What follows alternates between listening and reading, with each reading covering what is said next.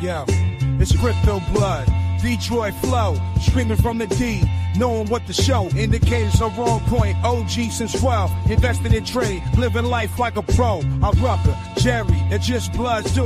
Bad motherfucker in a good way, boo. Got my eyes on the charts, ain't no time to sleep.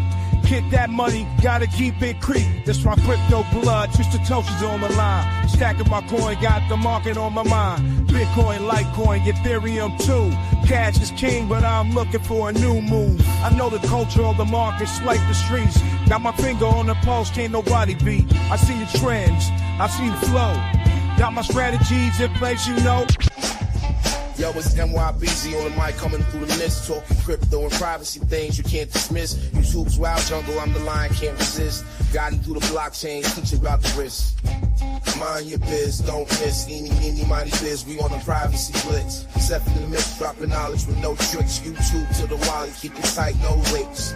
Click clack, I hack the facts, that's how I attack. From Bitcoin to Monero, stacking privacy back. YouTube's got eyes, but I'm the cloak in disguise. NYB on the rise, educating the wise. Mind your biz, don't miss. Eeny, mighty biz, we on the privacy blitz. Except for the myth, dropping knowledge with no tricks. YouTube to the wallet, keep it tight, no leaks.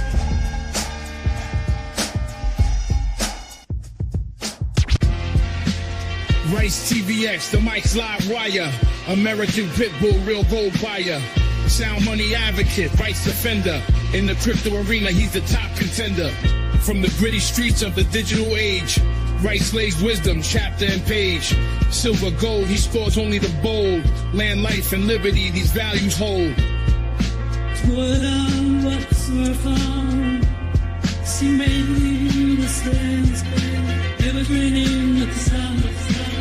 Constitution, deep dive, knowledge revival. Navigate the system, critical for survival. Rights engraved like inscriptions on metal. Pitbull in the game, lead foot on the pedal. Oh yeah, looks like we are live, ladies and gentlemen. The Three Wise Men. We usually do it on a Wednesday. When we do it, it's been a minute, but we're doing it just like Mind Your Biz said, on Taco Tuesday with the Three Wise Men. Thank you for joining us, ladies and gentlemen. We are streaming on all three of our very own platforms, so make sure you are sharing or following us. We have links down below in each other's socials. We're streaming on YouTube, X, Rumble, all sorts of places, but we are collaboratively live streaming here together. If you have not taken an opportunity, smash that like button. Let us know that you are glad for the Three Wise Men to be back. We're going to have links down below in all of our video descriptions for each other's X accounts, as you see on screen here, at CryptoBlood_. We also have at MindYour_Biz and at Rice TVX. So without further ado, ladies and gentlemen, here we are. You need an underscore in your name. No. Yeah. just to match your underscores. Yeah. I'm sorry somebody took your brands. The original Mind Your Biz got banned. You want to make me underscore my mine got, yo, that's so crazy. Seth, same thing happened to me. So the guy took, he got Crypto Blood, right? Then he tries to sell it to me. And I said, man, if you don't get your ass out of here. So then he comes back around and said, all right, man, I guess he felt bad. He's like, all right, I'll just give it to you. I'm like, all right, cool, thanks. So he gives it to me, then it gets banned. I'd never used it. And you could never get it? No, okay. He gave me all the credentials and everything, but then I sat on it, and then next thing I know, I get an email saying I've been banned. Well, gentlemen, one thing I want to say before we get totally into this stuff, man, I want to just say it is not only good to be back after 6 months. I just put out some videos last week or the week before last with Lynette Zhang and then Tom Luongo and these clips with the Hotep thing. But it's good to be back with you two, my friends, my comrades in this, man. The Three Wise Men. I've missed you guys, and I'm glad that we are here today. And also, as I think we can let people know that we're going to be doing it again tomorrow. So you're going to get a double dose of 3WW because we are going to be coming at you for the FOMC meeting. Because as much as I hate covering these things now, I think this is actually an important one. So this is with the reporting requirements changing to 6 months. There's this one's packed. This one's very much Loaded. Okay, we got a lot to talk about, but before we get into all the serious stuff, again, we have links for each other's socials down below. Make sure you subscribe to each other's channels. Make sure you're smashing that like button wherever you're watching.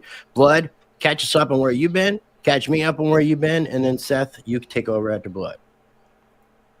Man, I've been spending a lot of time with Bloodalytics, bro. Not to be a shameless plug, but I've done a lot of improvements. I've created a Python script that helps optimize all of my parameters and stuff, and I've been literally spending like 16 17 hours a day working on Bloodalytics. So I noticed your website up, your early morning streams and stuff. yeah, so streaming the open, well, right after the open at 10 a.m. Eastern Standard. I'm going to start doing the show in the evening as well, at least once a week. Shout out to Trade, the House of Trades. He's in the building. He's from MGBX. That's the partner I'll be doing the How's my phone calling my with. phone? Really? Yeah, That's strange. I have a phone. It's saying it's my number is incoming right now. Hold on a second here. I'm not throwing my number. I'm not throwing my number out in public here, but let me see what this thing comes up with. Let me see. Hold Can you on. patch it in? Yeah, put it on speaker. This could be fun. Well, there's no message being left yet. If I try to call myself back because I missed my call to myself, it happened at 3:08 p.m. Like I can just show this right here, which is my number, calling myself. But that's not my number. It just says Rice Baby.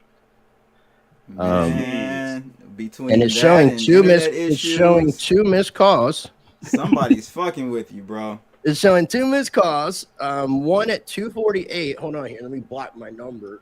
One at 2:48 and 3:08. My own number calling me.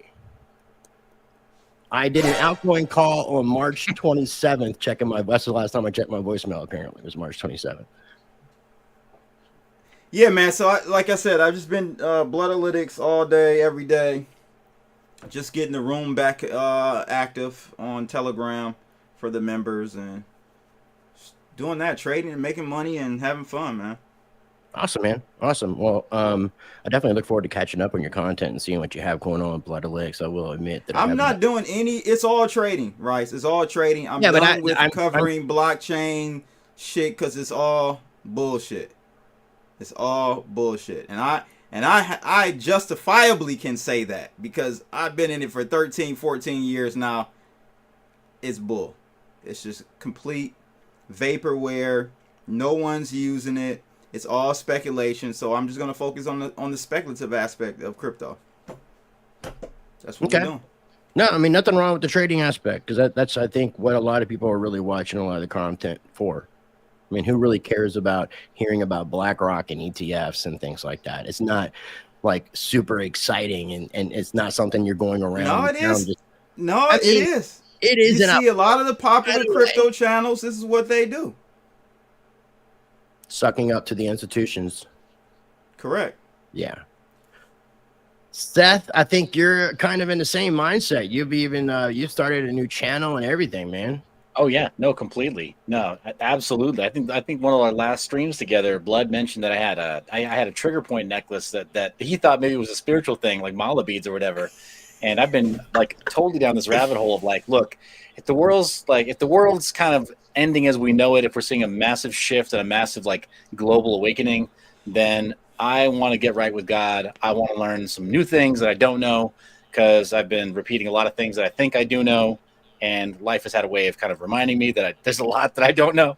So yeah, I've been kind of a journey. And yeah, what you see there, the Mind of God cast is kind of part of that.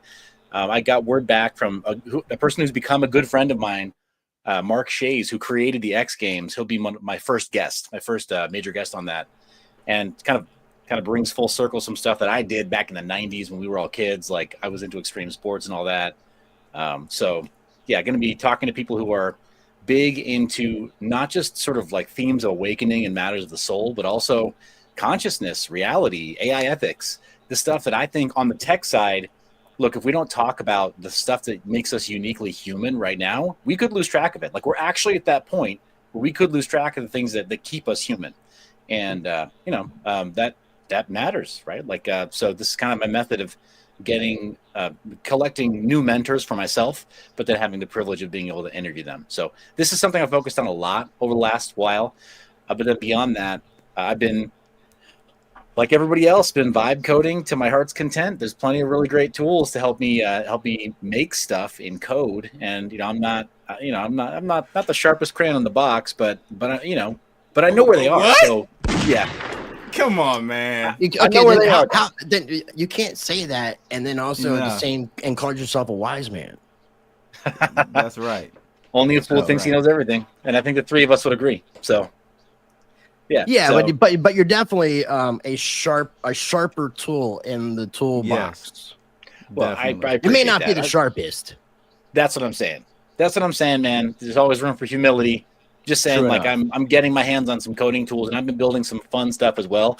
But it's leaning a lot more towards the broad category of what they call spirit tech. So divination tools, being able to read. I don't want to get too weird about it. It's not meant to be like witchcraft stuff or satanic garbage, just stuff to help understand yourself better, and then study aids. Shout out to Hotep, man. I know you were just on his show, Rice, but he hit me to the vibe code word terminology. I didn't know what that was. Vibe code? Yeah, vibe coding. And that is I heard basically Seth mention you're sitting there with the AI and you're having a chat and you're just kind of vibing through getting to your solution or whatever code, whatever app you're trying to build. You're just kind of vibing along, talking to the AI, and it's helping you and you're helping it and all that stuff till you get to your destination. You don't really know fully the scope of the project you're building, but yeah, I thought that was hilarious because hell, I'm even vibe coding, and I'm a coder, and this AI stuff is just taking everyone's programming skill levels up 10 notches easily. Oh yeah, if you're a guy that can ship 300 usable lines of code in a day, you can 10x that. Yeah, exactly. I was looking at the last time the three of us streamed, and I think it was October 16th, 2024, which would have been like 13 months ago or 11 months ago.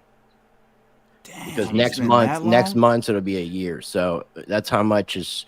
I feel like I know me and you have done streams, Blood, but I'm not sure about with Seth because it's not showing up on my back end of my YouTube channel, and I didn't delete. No, I don't think so, gentlemen. I had kind of a weird experience the end of October, and I talked to you a little bit about it privately, Rice. I don't think I'm ever going to talk publicly about some of the experiences that I had end of October.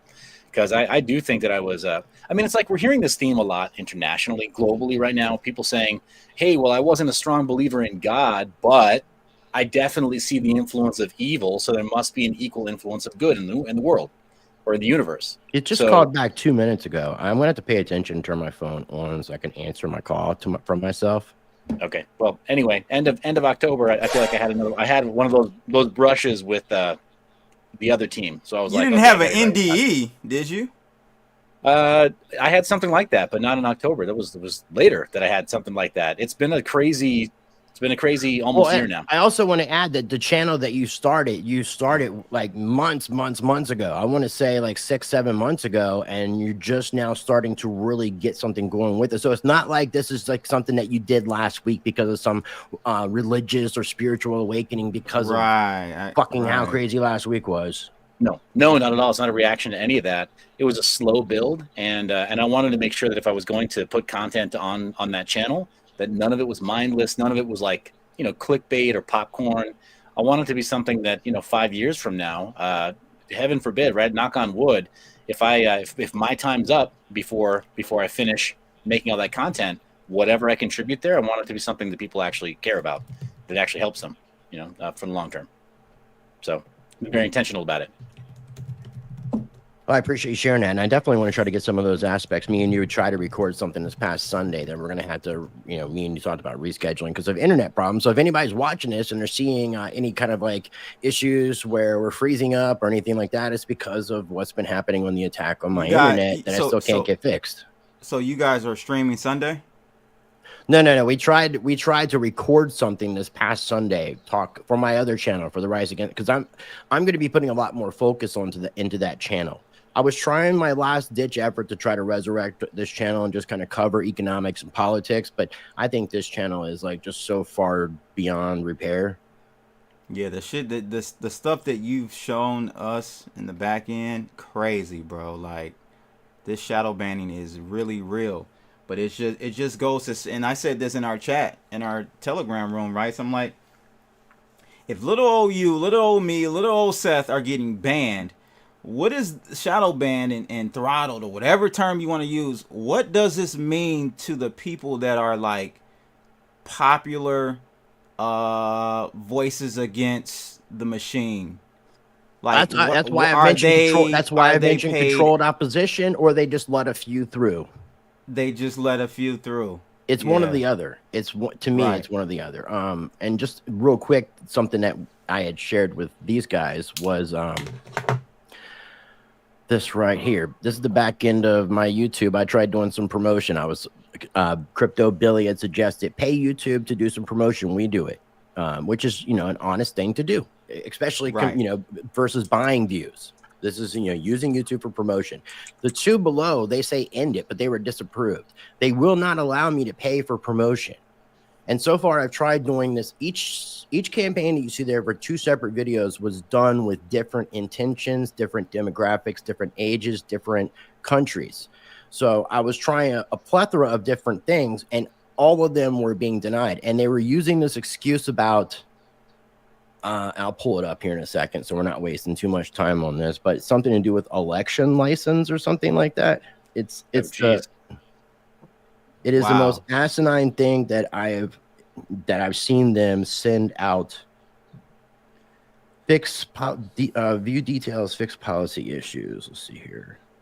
There's the other one. Well, I mean, while you're pulling that up, I can't tag you guys in photos on X at all. I can't tag anyone in photos on X.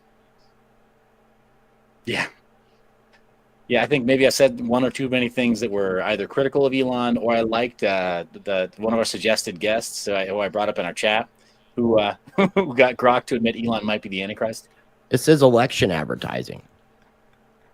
Now, if you watch the video with me and Hotep, there is nothing in that video that talks about elections at all. I think that Trump is mentioned in the Lynette Zhang interview, but there's nothing talking about elections and voting or anything to that effect. But they're denying me for those reasons. It's the craziest thing. So I would say, we've had, I guess we got a 2025 review, 3/4 of the way in. Usually you wait till the end of the year, but this year has been so severe. I think that we probably should have done this already, obviously, which is why we're doing a show before a show. That's why we decided to do today's show, which was going to be yesterday, but it's today because we have so much to talk about that we wouldn't be able to actually cover the FOMC meeting if we hadn't talked prior to tomorrow. So, the mic holding that's going to occur tomorrow. Mic holding. Oh yes. Yeah. Oh yes. Right. I mean, it's been so long, man. It took me a minute. So we had Trump. We had Trump get elected. He took office this year. We had Trump get elected. A lot of his campaign promises. Oh no! So he got the attempted assassination was before his election. We covered that. We did cover that. Yeah, the last interview that we did. One. The last one was with Vin Miller. Vin Miller. They got 0 views. Right. They still haven't released that body cam footage from that incident. So, ladies and gentlemen, we interviewed, and thanks to Rice, all credit goes to Rice for his journalistic capabilities. He was able to track down and get Vin Miller on, who was the 3rd alleged assassination attempt. That sheriff is running for governor in California. I think his name is Blanco, Sheriff Blanco, maybe. And Vin didn't do many interviews. No. After that incident, he did. He's a content creator in his own right. But I don't think anybody cared about it. I think at that point we were desensitized. The third one was like, oh, another one. But that wasn't even really. That really wasn't really. That really wasn't one. It wasn't nothing. He was framed. Yeah. So That's crazy. so everything to do with Trump, this is like on the table to talk about.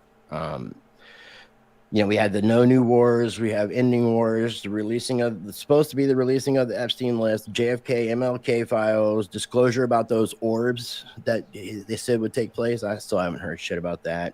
Calling for a weaker dollar, war with the Fed, lower interest rates, nationalizing the Fed, tariffs, Peter Thiel, Palantir, the technocrats, the PayPal mafia, Israel, wars with Hamas, bombing Qatar, or attacking Qatar, Iran, Lebanon, Syria, Yemen, and occupied Palestinian territories, Russia, Ukraine, the NATO shit, China, the BRICS nation, the economics, the de-dollarization, the racial tensions in the United States because of a story that was released a couple weeks after it actually occurred, which is really interesting about the timing when you consider the 1-2 punch that we got.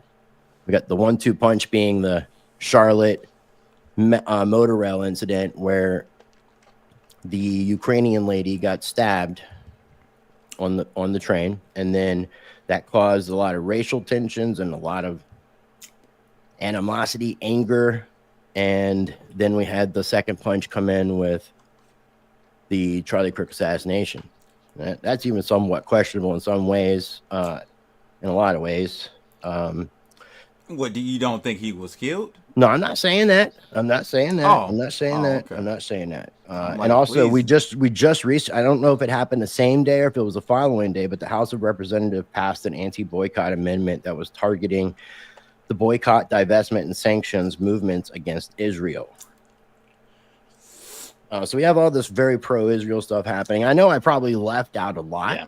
Well, I not the least of which was Charlie Kirk kind of broadly changing his mind toward the nation of Israel, not towards the the Israelite people, but towards the nation of Israel and national policy towards Israel and AIPAC money and whether or not it's wise to let public figures take AIPAC money. But pay no attention to that. Don't notice that, please. I will say, obviously, I try to look at all sides. There was an episode that Candace Owens came out with, I think, yesterday, and she shared some pretty interesting information because I didn't know it, but Bibi Netanyahu was making his rounds on the media, talking about Charlie Kirk's death and reading from a letter that they had communicated to each other, but didn't read the letter in its entirety, apparently. And Candace Owens was kind of going on about that, and I think she's going to push this issue a lot further because in the letter it looked like kind of what we're talking about, where Charlie Kirk seemed to be not as supportive of the Israeli government, not necessarily against Israel, but not in support of the Israeli government and what they're doing. Right. He was on on Ben doing Shapiro. Is complete genocide, bro. I'm sorry. That's what he said to Ben Shapiro to his face. And that's what he said, if I'm not mistaken, to Patrick Bet-David to his face, and then suggested to Ben Shapiro that he was not happy, at least bare minimum, with the way that Israel is spending foreign aid that our taxpayers are sending over there, which is largely going towards bombing poor black and brown people in the Gaza Strip. This is not difficult for most people to wrap their heads around and say, oh yeah, a lot of us disagree with kind of a lot of the policies there. And you got all the kids in all across academia across the West who are saying yeah, we don't like what Israel's doing there. So how is it that how do we get in this weird vortex of forces where you got those same kids that are anti sort of Gaza genocide action also being anti Charlie Kirk? It's very weird.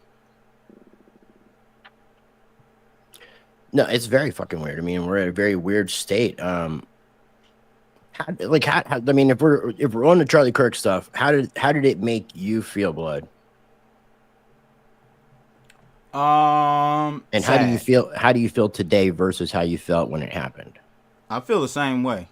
I feel the same. I feel sad. I feel very disappointed in our society. I feel like we are, just to see, because you got kids, right? But your kids are grown adults. But just one. Just one that you know of, right? Got you. but mind your business. I have younger kids, and to think of the idea of my kids seeing me get shot, assassinated, just hurts my soul.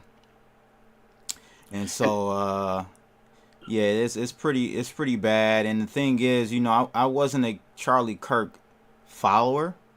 I wasn't up to date on his rhetoric and his message and all of that. I had no real clue about it. I've seen him on Bet David, but at the end of the day, I don't think he deserved to go out, even if he was somehow the left are saying this racist individual, which I'm betting that he wasn't.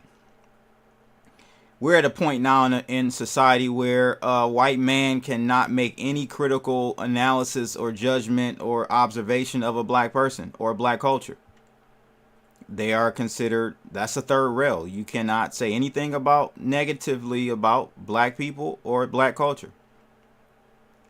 And I will, in addition to speaking about other cultures and not single out black people or black situations. I'm not going to be one of these people that's going to shut my mouth for politically correct reasons. That's true. Okay, you should hear Rice on the Inuit people of Alaska. He's brutal. He is brutal. He has some criticisms. In you out.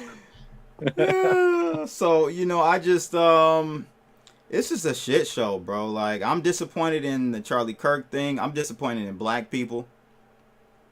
That's a whole nother situation unrelated to the Charlie Kirk thing. I've been very lately, over the last few, I would say maybe 6 months or so, I've just been very disappointed with black America. We're just lost, bro. It's no. I'm in the camp of Charleston White now. Like, there's no hope. Let them young YNs, they call them. Let the YNs just kill themselves and die off, and we can start anew. Cause I don't see any hope. I don't see any hope, bro. From Memphis to Chicago to St. Louis to New Orleans. I mean, that's Detroit, where I'm at. That's probably a totally separate conversation, but I'm sure it has totally separate.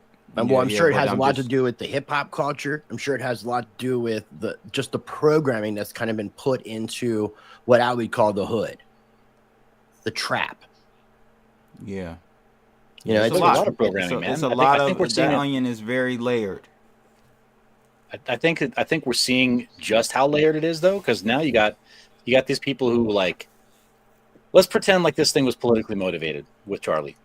You got, like, what would it take to galvanize people right of center to start really getting reactive, really getting angry? Because you look at his debates, he was one of the calmest, right, of the political commentators, right of center. So as martyrs go, you could say they couldn't have chosen worse, but they couldn't have chosen better as far as somebody who would galvanize the right to get into political action. And churches this last Sunday, record attendance. I mean, like, in the last 20 years, churches haven't been so full. So they've definitely lit a fire under people. You got people who are leaving the Democrat Party. You got people who are disavowing their sort of like centrist view, saying, look, I can't be moderate anymore. I have to do something to kind of like pick a side.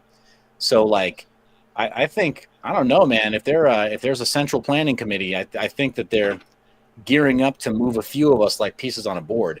And unfortunately, what you're talking about, Blood, I think that might just be one piece on the board.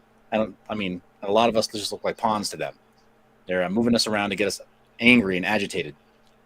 We are pawns, and it's like we're playing, in a sense, America, us, we're all playing into what's being perpetrated, man. I mean, we obviously can't move on and not talk about it. It has to be done, but it was kind of intended for that. And it kind of like what you said, Blood. I mean, I felt sad, I felt disgusted, but I feel like those feelings have kind of increased since then on my end. Like, but I don't understand how the black folks, my community, that shit happens every day in my hood. Not someone like that. It doesn't matter. I'm just saying, black dudes. Well, we had a school shooting. We had a school shooting the same day as Charlie Kirk was assassinated in Colorado. Yeah.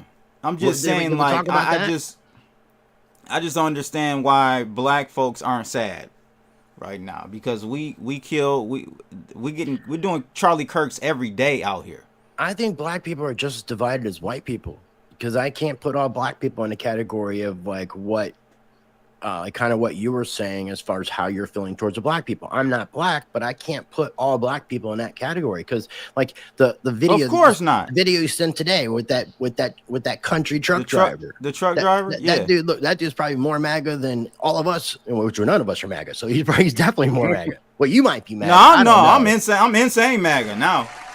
I've given up? I've factioned off. No, I've broken off from the MAGA, and I'm insane now. Like my man, big homie CC, he's insane GD. I'm insane MAGA. I'm MAGA. I'm MAGA. Yes, I'm MAGA now. Nice. So I'm part of the old branch of MAGA, that pre-election Trump MAGA, for all the stuff that he was standing for MAGA, that he has pivoted away from. I'm pissed. Okay. I'm a little pissed. I just minted an NFT called Bloods for MAGA. I'm gonna do a drop real soon. NFTs, those still exist? No, I made that up. Seth, how did you feel when you saw what happened to Charlie Kirk, and how has that changed today? It was a shock, man. So my oldest, who, you know, I've got a couple who are adults, my kids. My oldest saw it. Somebody at his job showed it to him. And then my wife was shopping. She was literally at the store, and someone decided to, like, oh my gosh, this happened. Do you want to see? And they showed her right there, like at the register or whatever at a store. And so they saw completely unedited footage, including all the gore, which, look, man, a lot of other assassination videos, they don't let stuff like that circulate for a long amount of time. And I'm not squeamish, like, you know, I'm not squeamish around things like that. But I didn't want my wife and one of my kids to see a thing like that before we could go over that as a family, or like discuss it. Or, you know, my wife's out there, in her mind, things are racing through her head because we know people in that area. We know people whose children go to that university. And so for us, it felt very personal. It felt like it was in our backyard. Well, I'm saying you must be glad that you're not, that you guys have left that area completely at this point. Well, the issue is, I think if it, like, regardless of who chose to do this thing, Charlie was speaking all over the world, man. He was at Cambridge. He was at Oxford. He's all across the United States, coast to coast, north to south. So he's been everywhere. They had every opportunity to do this any other place. And I think that if there's a message being sent here, that message is that it can happen anywhere, right? People like to think of, like, the nicest Mormon you know. But, like, would this happen around the nicest Mormon you know? Of course not. And so, of course, you know, this statement of Charlie being murdered, right, in Mormon territory, in Mormon country, kind of makes everybody feel like, oh, well, then if I'm not safe around the Mormons, I'm not safe anywhere, right? Like, it would be like, what the only thing worse would be if they had done it, you know, just outside of Lancaster, Pennsylvania, directly on, you know what I'm talking about, directly on, like, Mennonite territory or something. Or, you know, or on a farm. It would make everybody feel like that's pretty chilling. If they don't like you, they'll take a poke at you anywhere. He's streaming on his other YouTube channel. Yeah, Red Nugent 2. Check me out there. I'm streaming live right now. We got Wisdom Bars. It's the official home of the iMAGA. Yeah, iMAGA gang. Red Nugent 2, the official home of the iMAGA gang. Bloods for MAGA. Bloods for MAGA. Ba ma baga blood. Make it Bama. This is just for, yeah. Oh, yeah. I'm sipping on some. I'm sipping on some scissor. Are you drinking alcohol? No. I'm drinking spirulina. Oh, spirulina right now. It's very healthy. Mm-hmm. I'm drinking some Covfefe. So I'm taking 5 steps forward and 2 back. 5 forward, 2 back. That's life, babe, ladies and gentlemen. That's just how it is. Yeah. Yeah, it does feel that way. Yeah, but to answer the second part of your question, Rice, like, how do I feel about it now? I had the outrage. I had the shock. I had the sense of, like, okay, well, that's really chilling. what does this mean? Like, what's going to happen in the next 72 hours?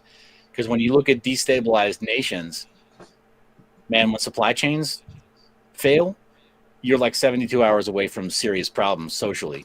And I was wondering, is this enough of a catalyst for us to see real problems in the street? I was pleasantly surprised to see that instead.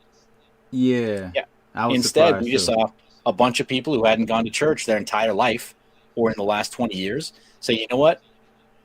Life's too short. I'm going to try it at least. Maybe I don't go back. But a bunch of people just decided to go to church. I will say, yeah, really nice. I would have thought the opposite. I would have thought that I would have been really disappointed in seeing my fellow Americans resort to violence and doing just some horrendous acts versus one of the largest recent attendances in Christian churches. Christian churches, I should say specifically, but there may be more people that are kind of going towards whatever it is that they believe in.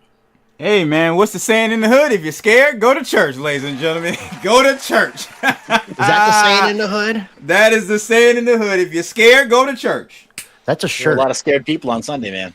There was a lot of scared people on Sunday.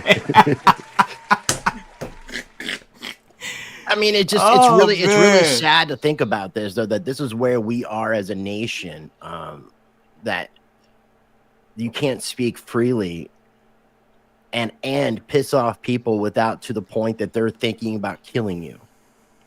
Like, I mean, as much as, and I grew up when you had, the rise of Howard Stern, when we seen Married with Children come on to Fox. I mean, these were really pivotal things that took place when they took place, because it was changing. We went from like Leave It to Beaver, Cosby, to Married with Children. That was a big change, and it's crazy to think. And the whole thing was people would just basically shut you out if they didn't like what you had to say. They would just stop listening, stop paying attention, and just let you run your mouth, because you have that right. And by taking away that right from other people, you're taking away your right from yourself. And that's the sad thing that's happening in America that really fucking pisses me off when it comes to this issue of free speech that we've been talking about for well over 5 years. Yeah, well, Rice, like you're saying, I mean, kudos for turning my attention to The Fourth Turning, and then the follow-up book, The Fourth Turning, is here.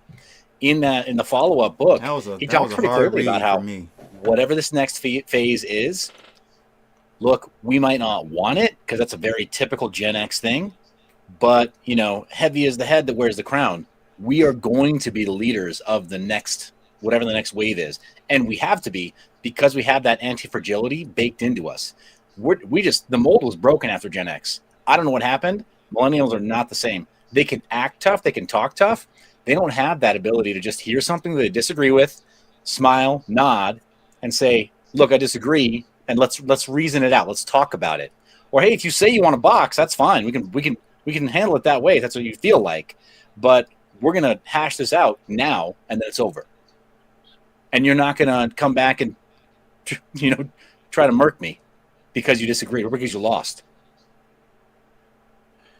I was really surprised that Blood wanted to know what this scripture said, so I'm gonna make sure I read it. It says, "Whoso diggeth a pit shall fall therein, and he that rolleth a stone, it will return upon him." Proverbs is some great wisdom. And I will even put that on screen so everybody can see it. If I can get off this screen share and go to the next one. Spiritual beliefs. I don't like the term Christian, but I am going to call myself a Christian. I try to follow the teachings. This guy just said, I don't like the term Christian. I don't. Because the reason I say that is because most people who call, and I've said this a lot in the previous videos, but most people who call themselves Christians are not Christ-like. And to be a Christian, you are walking the path of Christ, or trying to walk the path of Christ. And most Christians aren't that. So I had a problem. Most Christians are a horrible PR for Christianity. Yes. Yeah. So but then they would say, I'm not perfect. So that's why I'm, pursuing the likings of Christ. And I use this argument. Buddhists, people who follow the teachings of Buddha, don't call themselves Buddhists. They call themselves practicing Buddhists because to be a Buddhist, you've achieved enlightenment.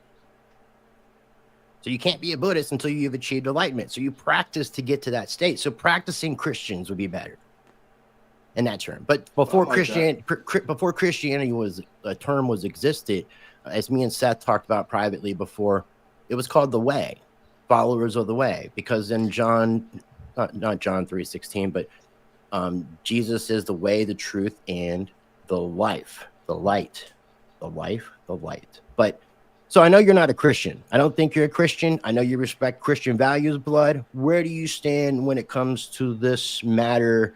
Because Christianity has come up as a very important topic today because of this assassination as well. So I used to be a very active and devout Christian growing up.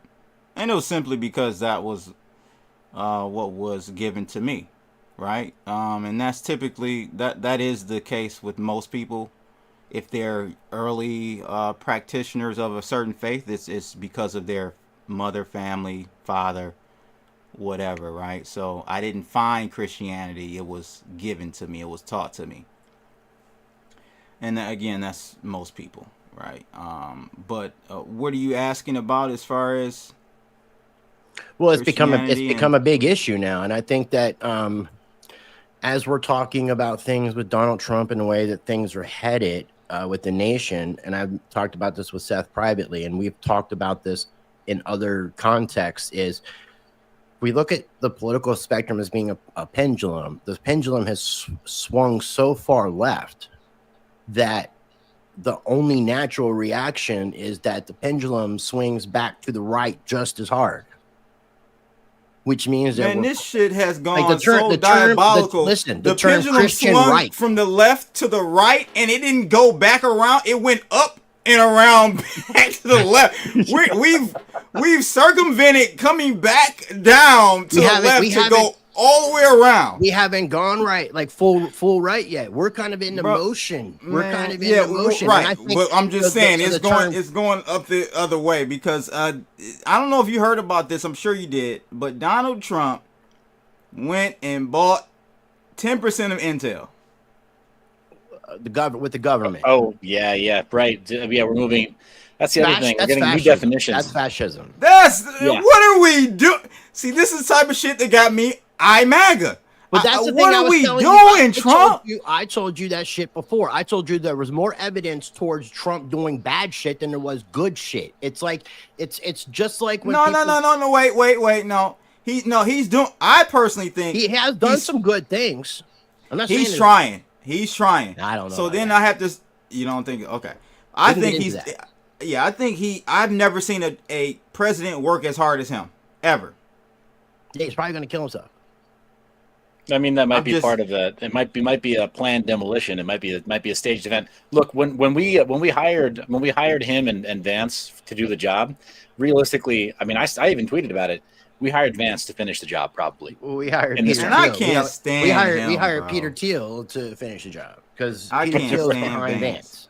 It's something, and I don't know if you guys know, but Charlie Kirk was the conduit or the person that actually introduced. Yeah, I think I don't know if it's happening. Vance to Trump and his administration. Did you know that, Seth? No, I didn't know that. I had no clue. Well, then there must be some Thiel connection there then too, because it's a lot of it's money and Thiel's money. So, yeah. Jeez. Yeah, I think as far as that pendulum swinging the other way, though, and the fourth turning, I think the fourth turning is here, the follow-up book. If you haven't read either one, just jump into the current one because they'll give you a synopsis of the first. But in the follow-up book, they talk a little bit about how realistically Gen Alpha, the youngest generation right now, they're going to be very traditional and very based. They're going to be very conservative, whether we want it or not. But I think it's also going to fall to Gen X to be sort of the elder statesmen and the new guard of whatever goes into governance. Like when the boomers are out, it's either us or we let it skip over to the millennials. We can't afford that.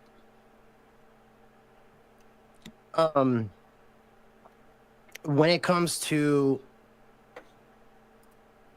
this political game, the only thing I could say about Donald Trump that I've kind of come to the conclusion of is either he is a liar and extremely compromised, or he is playing a 6,890 quadrillion D chess game that I have no fucking comprehension of.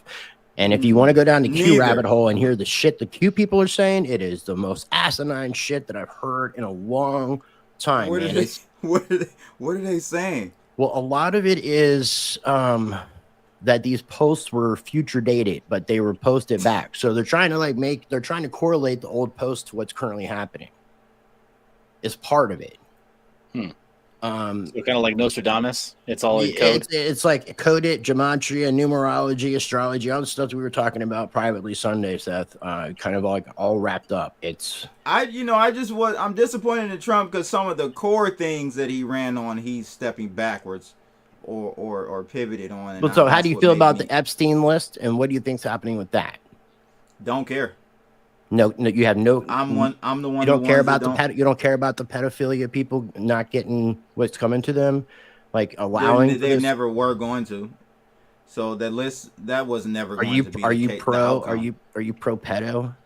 Not at all. Okay. But just have to ask, man. I got to see where you stand today, blood. Yeah. If I've swung that much, boy. Well, from when you saw me 11 months ago to now, then it's a problem. I saw you were very much against Diddy, but I think it's becoming obvious that some of that stuff is all overlapping. It's not a rabbit hole, man. It's a giant ant farm full of rabbit holes, and they're more interconnected than people want to admit. If Diddy was connected to Epstein, would that change your mind? No, we changed my mind about wanting to know more about the list. No, I don't care about Diddy. I don't care about Epstein. So I mean, what about the fact that there were campaign promises that were insinuating that the Epstein list was going to be released, but it's not being released? I do that part. I do disrespect. I don't like that. Okay, I don't like that. That's what I'm talking about. Like the JFK files, the MLK files. After all this time, what's been released? Well, how you feel about that shit? Nothing has been released with MLK. No, there's been stuff released. It's just not.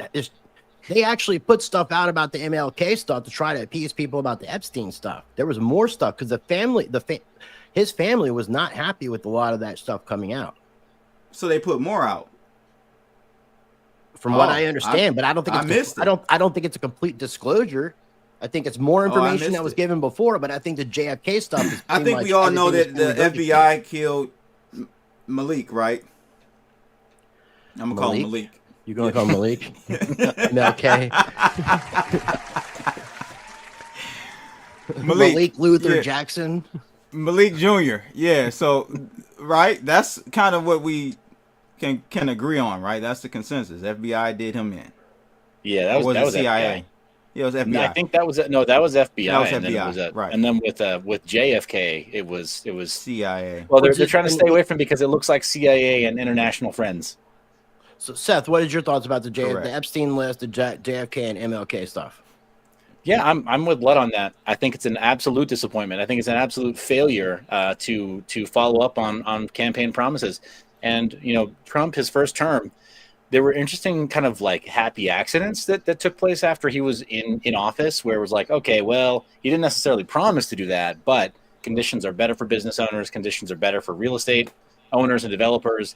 The working class man who has any kind of investment, who's come up a little bit in life, is better off, right, for this guy being in office.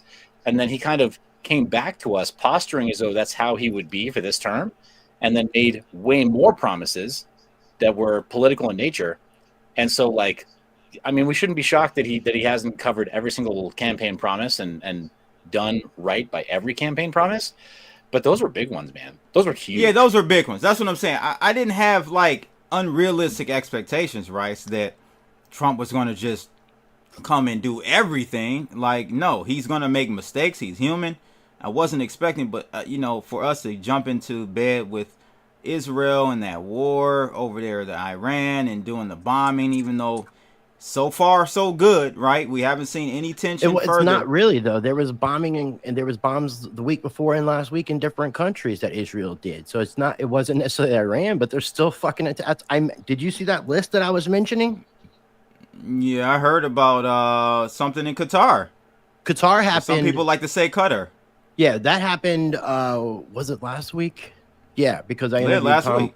Tom Luongo. So it was like the beginning of last week. Okay, this is what I was having this conversation but listen. with my dad. Hamas, Qatar, Iran, Lebanon, Syria, Yemen. That's 6 within other and occupied Palestinian territories. So 6 nations that have been attacked. How are they getting away with this shit, bro? Did you hear about Grok saying that in a question that apparently, based on some information, that Israel was committing genocide and Grok was suspended and apparently lobotomized to not say that shit anymore? Did you know that? No. We'll see if I'm starting to think the Israelites that occupy Israel, the current ones, the Ashanakis, whatever you call them, Rice, or the rabbinic Jews. I'm starting to think these people are we're gonna lose our YouTube channels, by the way. Off planet. Pretty much. Off planet. They're off planet they're hybrids. They've got to be like Nordics. They're not tall whites. They got to be like another type of Nordic type. Because the way we just bend over for this very small country with not that much kinetic power or influence, you would think, like, I just don't, I can't rationally make it make sense, guys. Yeah, there's something very unique about the Israeli people, or the nation of Israel. The government. Let's take the people let's take the people out. Yeah, it's not the people exactly, right? per se. Yeah, it's the government. I mean, there may be some bad apples. You know, some people that agree with the government, but the problem is the government, right? So and their intelligence agencies. And that's just it. How many do they need for a country that size, right? They've got Israeli intelligence and they've got Mossad. And you can't question it. We pretend like they're all CIA, even though you can't question it. You can't question it. I was listening to a conversation between Megyn Kelly, like a clip from Megyn Kelly, and Blood's favorite politician, Marjorie Taylor Greene. And they were talking about how did she become my favorite politician? And they were talking about being Christian, being pro-Israel, but not pro-Israel, the government and AIPAC, and questioning that and talking about their friends trying to invite them to go to Israel and it just becoming this big thing. And part of the question was, what is it that AIPAC and Israel has on our politicians that they're able to, in a sense, control them like puppets? Maybe the Epstein list. Maybe you're going back to those interconnected rabbit holes, the ant farm. Well, I mean, the assertion by some people is that Epstein himself was trained by Mossad. If he wasn't mainline Mossad. Yeah, that's what I think. Honestly, at the end of the day, I think Epstein was a big, giant Mossad operation to gather blackmail materials to pretty much control things. Which is why he had to groom Diddy so he could go get black males to do the blackmail. I thought you were street smart, bro. Is that why it's called blackmail? With the things that you learn on a freaking live stream. Oh man, that's funny. That's like a bad dad joke, but it was actually really, it was funny. Okay. I don't know. What about the disclosure on those those Orb UAP shit, the New Jersey stuff, and all the different sightings around the military? I've been following that pretty heavily. Like what disclosure? Ross Coulthard. What disclosure we gotten from Trump? Because he did promise that too, didn't he? He shut it down. Yeah, he did. One time that he mentioned it, he said, "Oh yeah, we know what they are, and don't worry about it." Well, no, he said something. He said something about telling the American public about it, though. Yeah, but he said the same thing about the Epstein list, and then I know I'm just bringing up a list. I'm just bringing up a list here. I just think so. We had a hearing this past week. Yeah, but it wasn't like an official hearing. Well, what was it? It was It just a was. hearing. No, there's different types of hearings because Okay. there's some hearings Enlighten me. where people are not under test. They're not testifying under test. Like they're not testifying under oath. Testifying under testicles? Testifying under oath. Testifying under oath. Oh, okay. Okay, so there's like You don't want to testify under the one that testicles. just recently happened. They didn't testify Yeah. under oath because there was one gentleman that was talking about 4 different known extraterrestrial species, talking about your favorite Nordics, your Greys, Yep. there's like I think Tall whites? a reptilian. Well, the tall whites I think would be the Nordics. No, they're different. Well, they weren't They are. included in the 4. Okay. Okay. Well, tall whites are more like Stranger Things. The They're whatever. from Zeta Reticular. Hey, we're not talking about Reticuli. we're not talking about the Galactic Empire and the super soldier forces that are doing shit. Okay, we're not going there. So with this there conversation. are, from Not my the understanding, Pleiadian. right, there are seven different species that we know of. Yeah, but there's not been like an official release that yes, there is even one other one than us. I mean, we're speculating. We don't know. Do you have proof of these grays? Do you have a gray that said, "Hey, I'm a gray"? I've been wanting them to come see me, man. Like, I've invited I believe, it.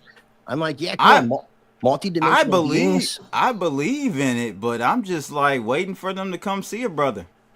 I'm Well, not they've got saying that we they've don't got a have tone you other can play on a life. Bluetooth speaker that will attract them. Like you can call a UAP. This has been done. Y'all are not No, deep into UAP Twitter yet. No, I'm not in the UAP Twitter, but I do understand the whole what is it called? The cyanot. What is it called? Psionics. Psionics. Well, No, psionics is using force with your mental powers. There's telepathy. No, it's psionics an encompasses umbrella all for that. everything. Yeah, Telepathy, it encompasses telekinesis, mind It's all under sight, psionics. remote viewing. All of that is under the Yeah, it's umbrella all of under the psionics. umbrella. Yeah. Right. Okay. So are you talking about that, Seth, or something else? I'm talking about something else. They actually have a track you can play on a Bluetooth speaker that is supposed to actually call the UAP. It's like a dog whistle for alien. Stop playing with me. Dog whistle for aliens is great. So does that mean that aliens are racist? Look, I don't know, man. This is my cousin. He said the Russian alien index says 14 has visited our planet since we started recording. I guess recording data. I mean, I don't think it's impossible. Have you ever heard the story of Valiant Thor? A Venusian who was apparently living in the Pentagon for a while. Well, I mean, Venus has a breathable atmosphere. We could populate Venus right now. This is like a real thing about like a supposed alien extraterrestrial from Venus. Right? No, but I'm saying we could. This track, because we 1957. could live there right now. As long as you had like a sky city like Billy D. Williams lives in, like you could live there right now. I was gonna ask the Shout out to Billy D. atmospheric Williams pressure. and Lando Calrissian and Cloud Right. City. Shout out. Right? So wait a minute. So I didn't know this about Venus. So you told me Venus has the wait. They have You a said we very, had to very live in a dome. gaseous. It has a very gaseous atmosphere. So we couldn't does, live but- in the actual natural atmosphere. At sea level, we couldn't, but many thousands of feet above sea level, we could. The air is breathable. And the barometric pressure is fine for us at that level. Look, I just want to put it out there. I want to go on the other side of the wall. If there's another side of the wall, I want to go there. That's all I want to say.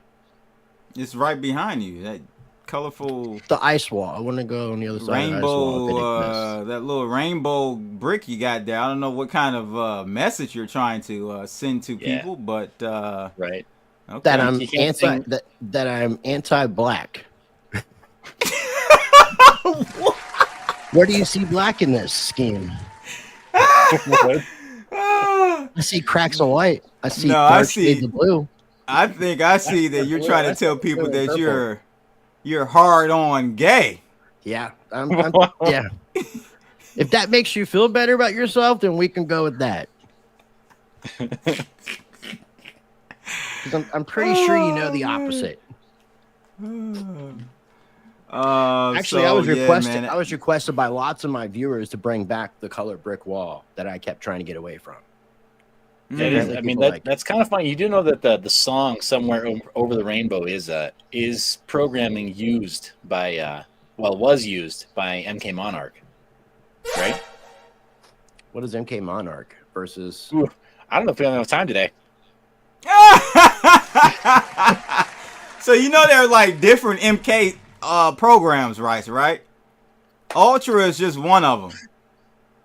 Yeah, it's the OG, but Monarch was the longest running one, and it's probably still in operation. What is the basis of it, though? I mean, so think of the Manchurian Candidate. Think of Jason Bourne. Okay, that kind of thing. That kind of thing, and they've got people under testimony, kind of breaking. So, like Barry They Sorensen, deprogram them. would Barry Sorensen be in that category? I don't know. Ex-CIA agent, former President Obama. Yeah, I don't know if Barry Sorensen would be in that category. But but one of the people who ran MK Monarch, he was positively associated with the Silicon Valley area, not Church of Satan. This is going to pain me to say it, but it was called the Church of Seth. But they meant it like. Well, Seth was the replacement of the first seed of Adam, so that's why they named it. Oh my God, bro! You can't make this shit up, man. I don't think Sethians worship Mind Your Biz. You can't make this shit up, man. Are you serious? I'm being dead serious right now. This guy, Michael. Oh gosh, what's his last name? Michael Queens. Anyway, point is, he was one of the leads at in MK Monarch. He actually took some of the scriptures from the Church of Satan at the time, and then he made a new one and called it the Church of Seth to kind of make it this sort of like the people in Kabbalah would be into it, right? Because Seth is a very Jewish name, right? And very, very like Hebrew sounds Christian name, but he meant Set, right? Like Egyptian god Set. Set, yeah, God, yeah. That's why I worship. Well, okay, there you go. No, you're one of those Moloch worshippers. No, I'm just playing. I don't. That's funny, man. I was gonna say Sammy Davis Jr. was a Satanist. Like, actually, really? Yes. There were a lot. Rice, did you know that? I didn't know that specifically, but there were a lot. He is associated with like Jack Parsons and a couple other individuals. Sammy Davis Jr. is associated with some of these people. Oh my God, I did not know that, man. I mean, there was a lot of that shit going on because you had Aleister Crowley was alive in the early 1900s. Not sure exactly when he died, but he was a big influence to a lot of upper society. Oh yeah, yeah. And then you remember that the Seinfeld show where he does the thing with comedians and they get coffee and all that? The series that he does. Like it's an excuse for him to drive in his old classic cars. Oh yeah. I saw the episode he did with Chris Rock. That was good. Yeah, I remember. Look at the one with Eddie Murphy, because Eddie Murphy rats out Sammy Davis Jr.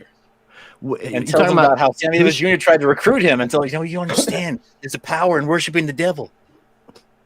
Yeah, Aleister Crowley died in 1947. It's real. and he founded this Thelema religion, which kind of went back on some of like the I forget her name, Madame Blavatsky, I believe, had some influence on some of the Crowley stuff, but he was the guy calling himself the Beast. And yeah, well, like to your point though earlier, Rice, you said if there's good in the world, then there has to be, you know, an opposite force, because I believe that the universe is balanced in that way. There is a yin to a yang. So yeah. You can't have evil without good, vice versa. You can't have a Satan without a God and a God without Satan. Yeah, but I tend to lean to the right if the right is good.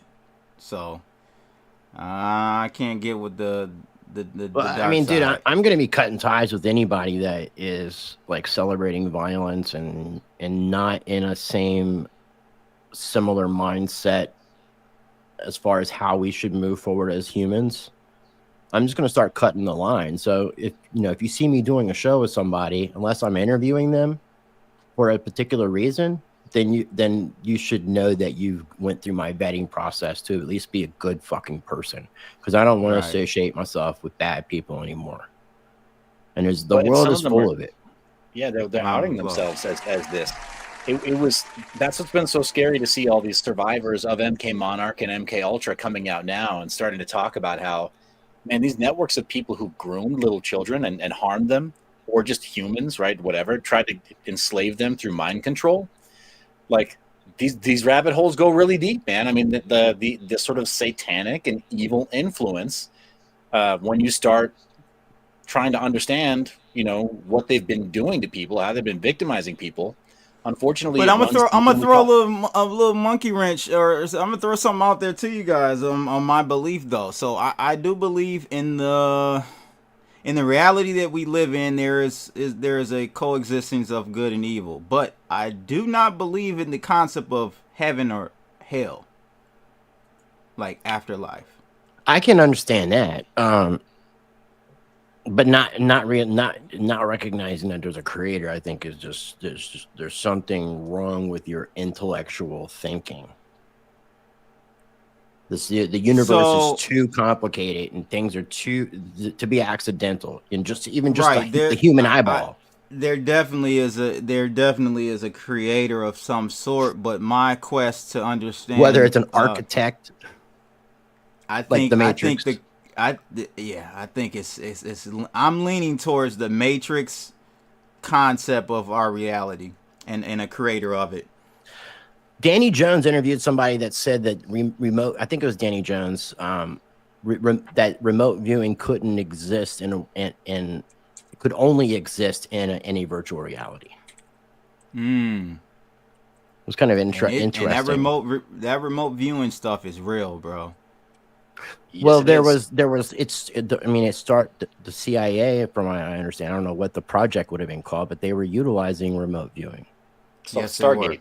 Yeah, I mean, like even who was the British Prime Minister, like during World War I and shit? What was his name? Oh my gosh, you're making me forget. It's a real famous guy. World War I, not World War II. Maybe both. Or it's the guy that they what the hell? Now I'm even losing my thought of what I was going to say because I'm trying to figure out the guy's name. Who are you referring to? One of the prime ministers of Britain, but now I don't even understand. It is Churchill, but now I don't even understand. I can't even remember the question that I was asking to figure out who. Damn, because the devil didn't stole your thoughts. Amen. Yeah, well, let's roll it back though. So Winston Churchill was related. Is related to remote viewing and how. So he apparently used mediums and psychics and things to that effect during his terms as prime minister. So there were a lot of people back in the early 1900s. Up through maybe the 1940s and 50s that were semi-public about this, because there was a president that Hillary Clinton claims to speak to the ghost of, Eleanor Roosevelt. She was big into like mediums and seances, Eleanor Roosevelt, and it was very public knowledge. Bill Clinton has done speeches where he talks about Hillary talking to the ghost of Eleanor. It's the craziest shit. Highlight David's comment.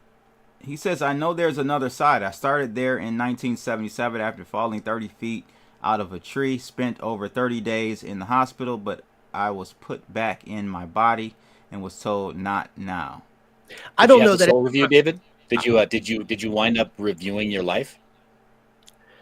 But I don't know if that defines heaven or hell. We're not saying there's not another side. We're just saying there is another side. Yeah, I do believe that the concept of heaven and hell. I'm not sure that hell exists because I can't see a creator God being so vindictive. The reason why we know hell doesn't exist because we know when hell was created. or you can just say historically, we know when the concept of. Well, we know when the concept of hell was actually created, bro. Like, you know what I mean? Sammy Davis Jr. Price. Speaking of Sammy Davis Jr. Speaking of Sammy Davis Jr. No, man. What's Leper's up, Sam? he's the anti-Sammy Davis Jr. He's the Yo, farthest for thing from sure. a devil worshiper. For sure.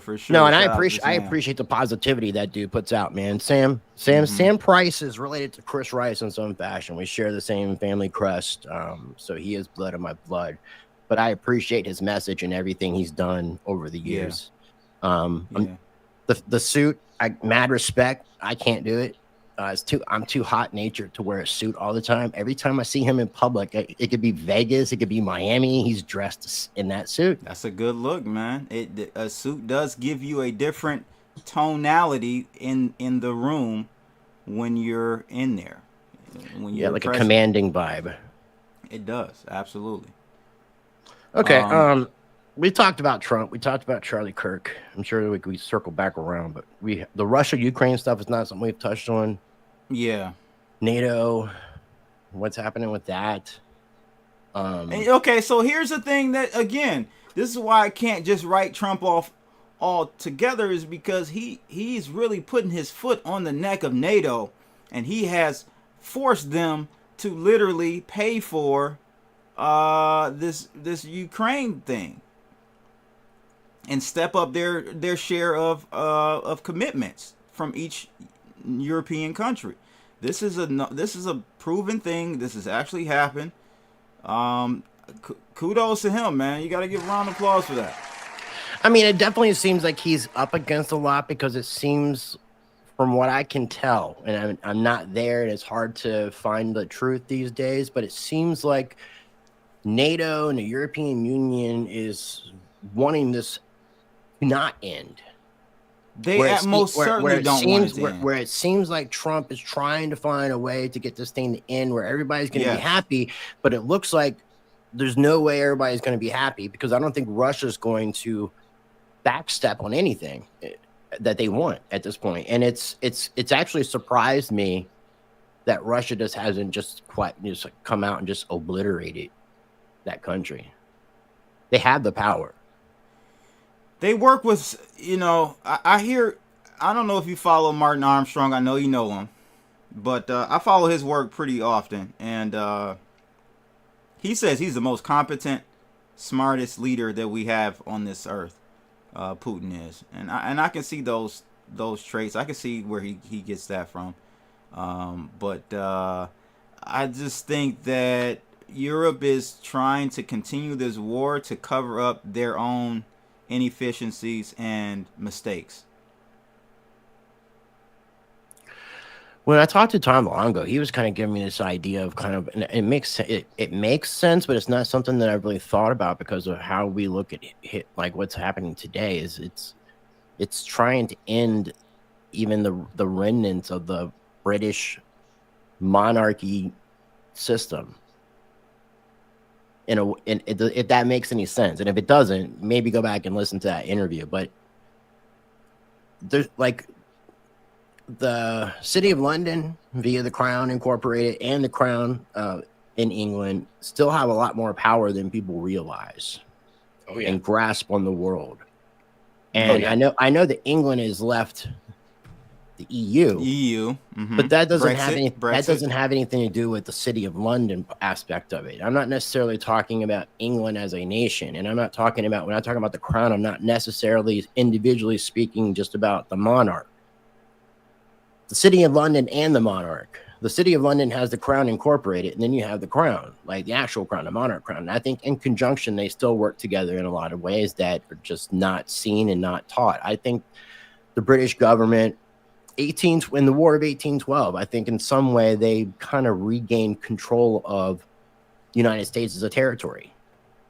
It's almost in a way that similar to where Canada and Australia and New Zealand are, except for we don't recognize a monarchy and do the same parliamentary form of government. But I still feel like there's still connections to Washington, D.C., the City of London, and the Crown. Well, it definitely is. I mean, and I think it's trying to. They're all very friendly. I think it's trying to get rid of that. I think it's trying to get away from that, because I think when you start getting into some of the history of even like the British government, World War I and World War II, I mean, there's some really shady stuff going on that end. I'm not saying that, but there's shady stuff going on all ends. But there was a lot of deception, and there was a lot of times it seemed like a lot of conflicts could have ended that didn't end because people wouldn't let it end. And it comes from the British side, a lot of angles. I mean, I definitely don't think that what we've been taught in history is true, and I think it's more relevant than ever for people to try to find out, to learn what the actual truth was, because I think all of it leads to where we are today. It's a lot of interesting takes in the comments in the chat room today. What should we highlight? I don't know. There's so many. I mean, just continuing with David Brumbelow, and that's your friend. He's your friend too. Yeah, he's a follower of my channel as well. He's just local. But I'm saying you guys are. David is a friend of the community, man. David's IRL friends. Yeah, he says basically he's going on about his experiences. NDE, very warm hand, full of light, love, and warmth touch on my shoulder as I started to turn away from watching my friends, and told me not now. No, not now. I immediately returned to my non-breathing body. Again, I believe in it. Not that specifically, but I know that how he feels in his spiritual religious beliefs. I know he is a Christian and very proud of it. So, and I have a lot of great conversations with him in regards to those type of topics. Yeah, I believe there's some other dimension that is definitely past these three that we live in. Did you know that I don't think there's a heaven or hell like we'll suffer forever? And Mr. X is saying here 7 points in the crown of Lucifer and the Statue of Liberty. Did you know that it was designed that the Statue of Liberty was supposed to have this broken chain at the bottom of a foot? It's kind of like something Prometheus or Satan being released from his bounded chains, that because even in Bible and Revelations it talks about after a certain time period in Revelations, after Christ returns, after the 1,000 years of peace, that Satan will be let loose for a little season. So when the actual Statue of Liberty was put into the United States, the chains are there, but you can't see them. It's set in a way with the way that the platform is set up that you can't actually see it, so it doesn't put the obvious in sight. Because I definitely agree that the Statue of Liberty is representing something on the angle of Satan. And J Crypto Minded says she is satanic. Look, it also comes from Semiramis, which is kind of going into the idea of, I'm trying to think of the names of these individuals. Nimrod. What was Nimrod's wife's name in the Bible? Do you remember that, Seth? No. Because after Nimrod died, Nimrod's wife had sex with her son. There's a lot of Tammuz. Tammuz was the son. Okay. Nimrod was the father. And there was a lot of incest in the Old Testament. And the female was I think she was another representation of Semiramis, if I'm saying it correctly. But yeah, a lot of this stuff goes back into like some Freemason type stuff. It's pretty interesting. This stream is on my YouTube channel, my Rumble channel, Blood Secondary YouTube channel, Red Nugent 2, and Seth is streaming, I think, on his OG channel. Yeah, and OG, X. and then on X. The OGYT. Yeah, OGMYB. Oh, I said YT, like YouTube, like Whitey. Oh, yeah, I'm sorry. See, that doesn't stick. I'm just saying it doesn't stick, man. I've got the blood tests to prove it, thanks to my killings. 20% Sub-Saharan African. You can guess exactly which 20% of my body is. I don't want to. I know. Because when you do, it'll hit you right in the face. Okay, something I want to bring up too, because I mean, obviously we're not going to be streaming all freaking day for the next 24 hours. So we could run a 24-hour marathon. Well, we could take turns. I'm not sitting here for 24 hours. Yeah, it's we could definitely take turns though. though. Yeah, we don't have enough followers. Like if we had like millions of followers, it would be beneficial to do something retarded like I want to talk to you guys about this situation that happened on August 22nd, 2025. And I want to shout out Crypto Lifer for, I'm not sure where this went, if this is on mine or yours. I think yours. Yeah.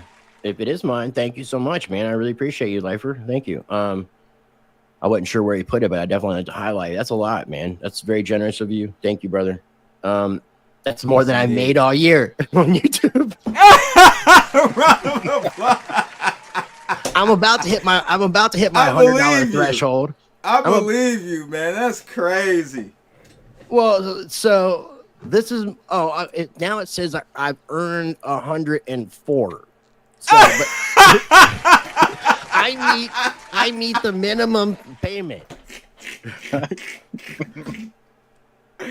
So I will say that Sam Price has given more to me this year than Google Incorporated. So thank you, Sam Price, for being you are the sponsor of my channel. Yeah, you rather his dollars than Google's dollars, I guess, for sure. Okay, so what I wanted to bring up was the story, and I'd said it happened earlier than reported. So I don't think a lot of people really heard about this situation that I'm about to bring up until probably somewhere around the 4th or 5th of this month. I could be wrong, but I'm thinking 4th or 5th.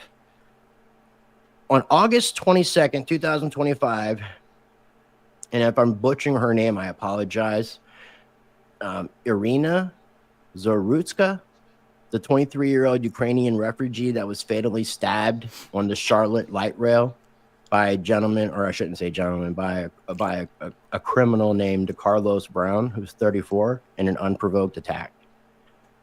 Brown,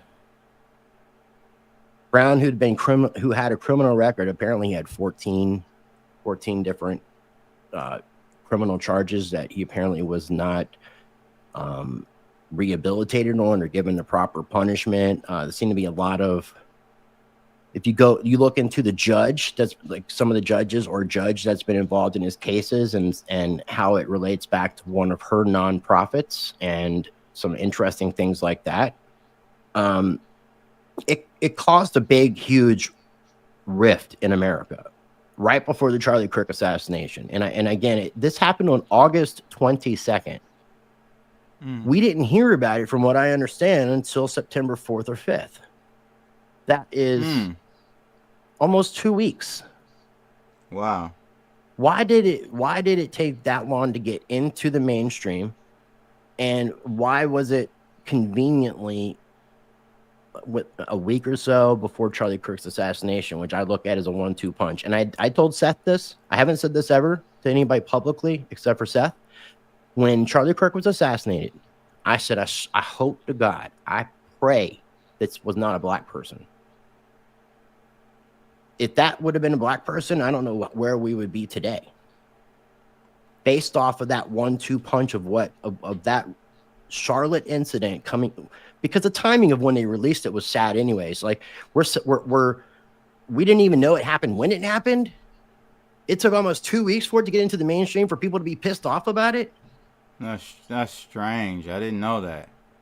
And it made me sad that it was in North Carolina. It was in Charlotte, North Kakalaka. But there is. I mean, I'm not going to get into all this shit with the judge, but there is some shady stuff. I just want to talk about just like the incident. Well, my good friend, my best friend John App, he lives in North Carolina, in Charlotte, outside of Charlotte now, with his family. And I was talking about the incident. I didn't really know much about it, but I just brought it up, and he said, "There's no way that it was staged though, because he got on the train after her.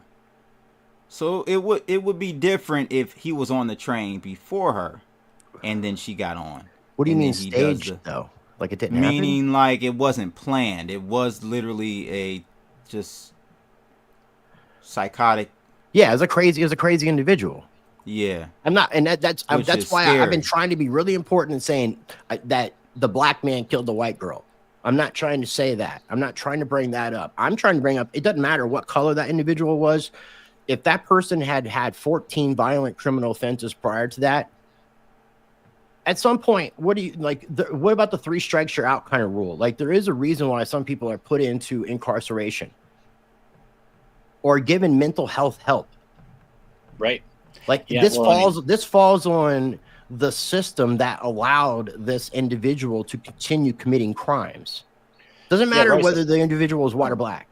Well, and like you're saying, I mean, the 14 priors or whatever, and the judge that put this guy back on the street, apparently in a handful of those cases also, he was deemed not mentally competent to stand trial for certain charges.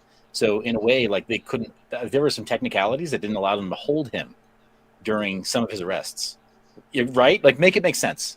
The system is that broken. Well, Donald Trump has talked about bringing back insane asylums, which I think we do need we do need some real mental health people, not lock them away and ignore and pretend like they're not part of society. Because I'm gonna be honest with you, all of these shootings, majority of them are you know who's, and that's to me a mental health issue. Well, there's nobody in here with a gun right here. Are you talking about too many trans shootings? Yeah, but nobody here's trying to chop off their private parts either. So I think he's talking about them. I just said too many trans shootings. I think that's what was being said as somebody was shot and killed. I didn't know if, because of the rainbow wall, I didn't know which side, so I didn't want to offend you, right? So I tried to keep it, But no, yeah, exactly. That whole situation. I want to rape you. Just for saying that shit, I'm gonna rape you. What? He's clip farming. Don't take it seriously. He's clip farming, y'all. Oh my god. So, I think that that's a mental illness, bro. It clearly is, and there's a lot of mental illness. I mean, dude, but we're praising it and we're cultivating it and we're making it like, our homeless. And they're not bad people. Hear me out. They're not bad people. They just need mental assistance and help. Here's the thing, when you tell somebody left of center that it's a mental health issue, you get shut down. The conversation stops.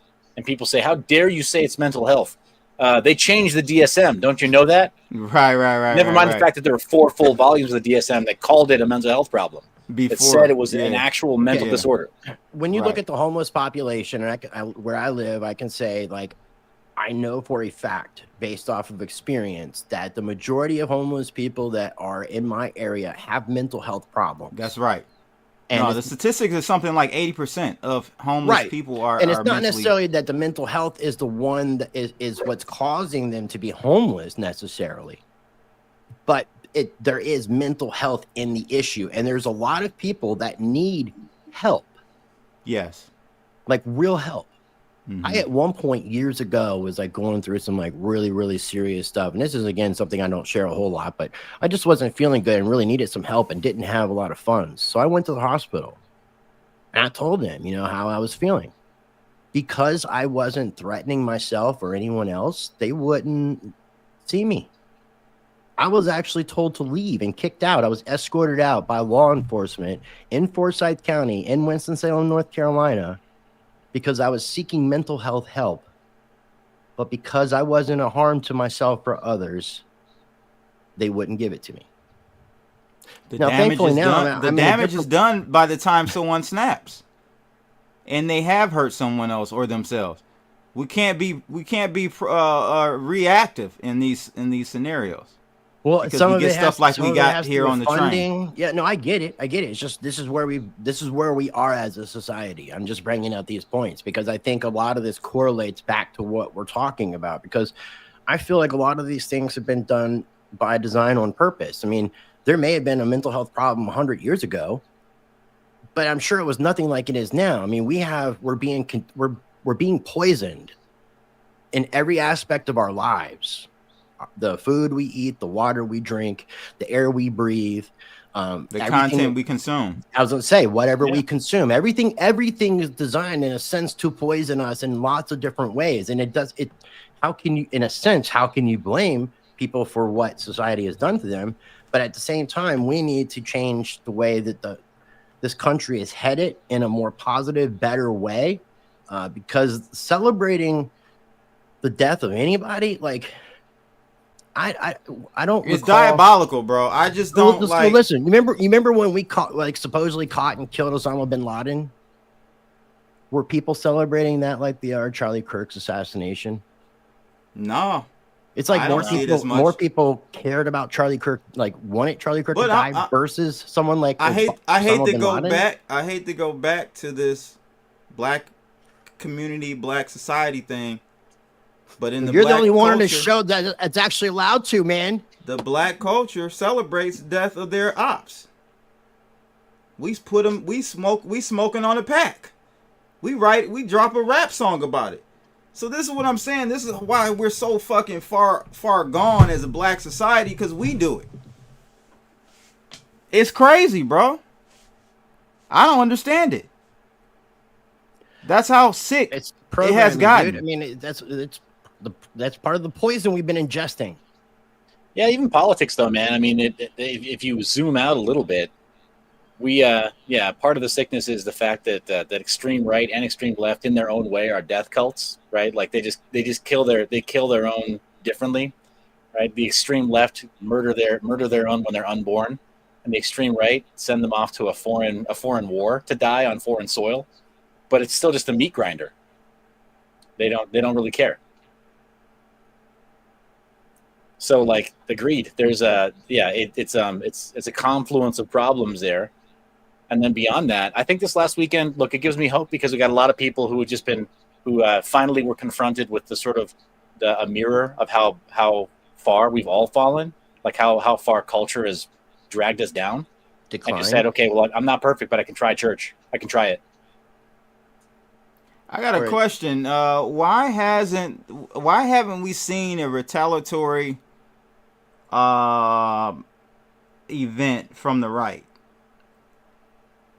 Because they were all busy. They were all busy holding vigils and praying, and going to church. I think too, it's like because of the outpour of what we've seen on some disgusting people that I can't all put just on the left, but seem to be in that direction. I think that people felt it was best to not do that, and I'm glad.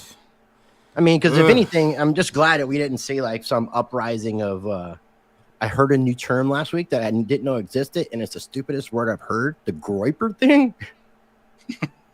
The what? Groiper. Groiper. Groiper. It's apparently a term for people that follow Nick Fuentes.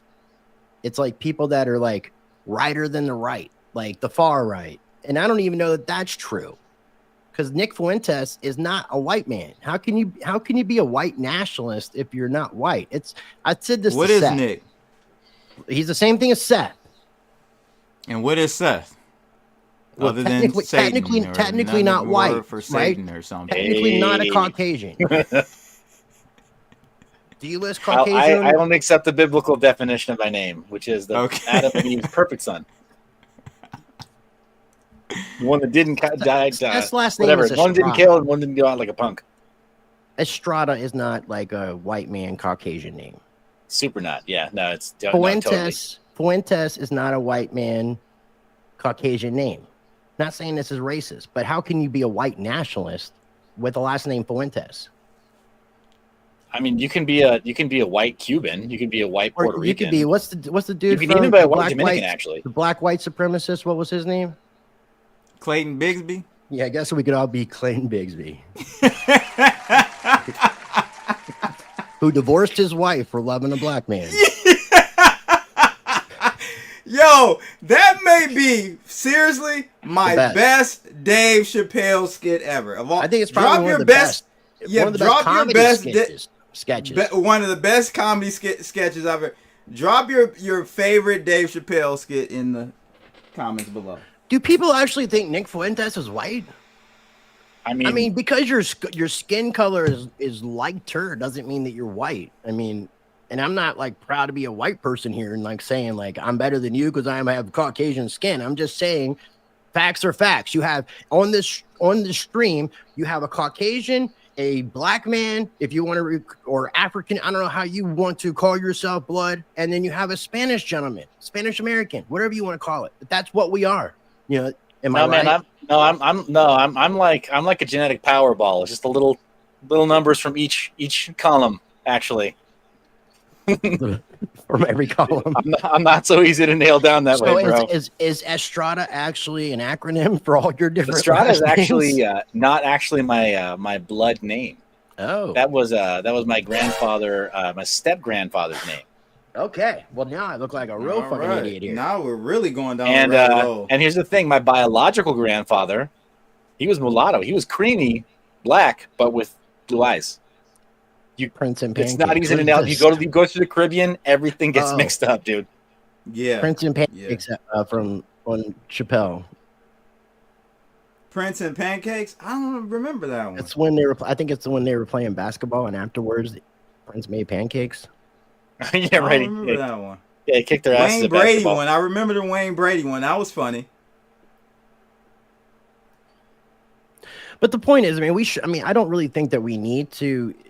We don't, but obviously they're using. I think the media and the mainstream is using these narratives to obviously cause more division. That's why we're seeing these racial tensions. That's why you're seeing people act the way that they are acting today. And I think that 1-2 punch with that delayed news story about what happened in Charlotte and then what happened with Charlie Kirk, it was just like, I don't think America's going to truly recover from this. It's not the division. Yeah, the sort of like the wedge has been started to be driven in. But here's the thing, Rice, I think that we do still have some choices. And I think that people who have a voice on the matter, it's the responsible thing to do to just let people know that they can just slow it down and give the unseen hand an opportunity to show itself. Because if there are whatever political factions or billionaire donors or some central planning committee or the Freemasons, out of London or whatever, if there's some shadowy group that's trying to coordinate all this, then you give them enough time and enough rope, and they will eventually come out the open and hang themselves, right? But if we're patient enough and we exhibit enough genuine love to other people, I don't think they stand much of a chance. I think we actually are smarter than them. I think love conquers all, but I just don't think there's enough love right now for us to conquer all. Well, there you go. It's not about being smart then. It is about just showing that love. I think it's over. When Keep Me Real goes wrong, yeah, that was. Where is this one at though? This one has. I think this has to be another channel, doesn't it? I'm not sure. I'm not sure either. Yeah, I think it's over, man. I'm sorry. I hate to be the pessimistic one here, but I see that we've crossed the Rubicon, and that Rubicon was crossed. I want to say when Biden was elected, and then toward the tail end, when basically we find out for 4 years, a non-elected group of individuals were truly running the country. Like truly. Like not deep state, pulling strings here and leaning on this group and, Even the person who was literally touching the button on the auto. That's what I'm saying. Like when I found that out, bro, I said it's over. It literally is over, bro. Like it's over. Yeah. So where do we go from here? I don't know. But Trump getting in, the problem with Trump getting in, I voted for him, I'm for him, and all that good stuff. The problem is he's got 4 years and 4 years only. This shit that we're in is so. Well, technically, deep. it's less than 4 years, and I don't. If we want to call it 3 years and a couple months, I don't think we got that long, and we can make that the last thing. Yeah, okay. All right. We can make this our last topic, Trump's health. Okay. It's obviously been an issue. People talking about his hands bruising, his feet swelling. Yeah. Is he having health problems that's going to cause him to die? Is he overworking himself and not taking care of himself where he's going to die? People say he doesn't sleep. He doesn't. He gets like 4 hours of sleep. I don't know what's happening, but it doesn't seem great. And then we're stuck with JD Vance. And then I don't know. I haven't looked enough to see the succession. Maybe somebody who's watching this will know who would take the VP spot if Vance became president. Well, he would serve out the term, as acting president. I think it's and then Rubio. they would hold elections as usual. No. better. There's a succession. They don't hold an election for the vice president. When the president dies and the vice president becomes the president, the next person in line becomes the vice president. I think that's Marco Rubio. I thought it was not Secretary of Defense. House. Isn't that Marco Rubio? No, that's Pete Hegseth. But Marco Rubio's House Speaker, right? Yeah, so it's House Speaker who becomes next. There you go. Who's in line? Right. Yeah, I don't think that's great. I don't love that, man. That's yeah, what I'm saying. I don't love so that that's lineup, why but... I think it's over. It's just no help. It's just no hope because post Trump, either way, he finishes out or not, doesn't matter. It's a problem. Yeah, I mean, again, I said it earlier in the stream, and I'm going to say it, I think it's worth repeating again. Yeah, you're right. It is Speaker of House. When we got Vance in as VP, I think that we knew there was a non-zero chance that he would be finishing this administration's turn in the White House. Like, Trump is an old guy, and look, he's an old guy, do all right? The blood tests, he can do all the whatever. Right. He can say whatever he wants, and you can be sharp all the way to the end. It doesn't mean your body isn't falling apart. Right. So, like, yeah, there's a non-zero chance there. Plus, they took all those attempts on Trump's life. There are people who would rather that he's not the guy. And then when they were both sitting down with Volodymyr Zelensky, why did the VP talk? Why was the vice president of our country talking to the president of another country on national television? They've been prepping us for the entire time. They need us to be ready for when that change Rubio happens. too, right? It was a 1-2 punch. Both of them. Think about it. Yeah. They were both going at him. Yeah, that doesn't happen. There's no other administration in which that's happened. They don't, and with Trump in particular, Trump's a pretty proud guy, and he's very, very capable with that level of negotiating. Why would he let somebody else talk for him? That was entirely staged to help us get comfortable with the idea that those guys will be running the country. You're talking about some conditioning. Yes, and predictive programming, which we've got tons of. I made a recommendation for us to bring on a guest that can talk more about predictive programming and a little bit of Bible talk too. What's that? I followed him when he actually followed me back. Because he's awesome. And yeah, and he's pretty great. But a little bit of Bible talk and so this guy, to give you a sense, he predicted the January 6th event using the Bible only as a predictive text.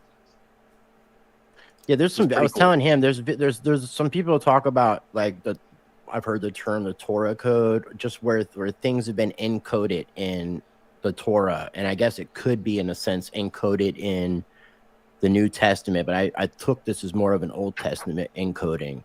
But supposedly you can predict a lot of things that are going on, or even go back and look at things that have happened, and somehow because of the alphanumeric relationship to like some of the Aramaic Hebrew letters. But yeah, and then so, I mean, a lot of people, especially MAGA people, are kind of thinking that J.D. Vance, regardless if Donald Trump stays alive and finishes his presidency, is going to be the next in line. It's kind of like the chosen one.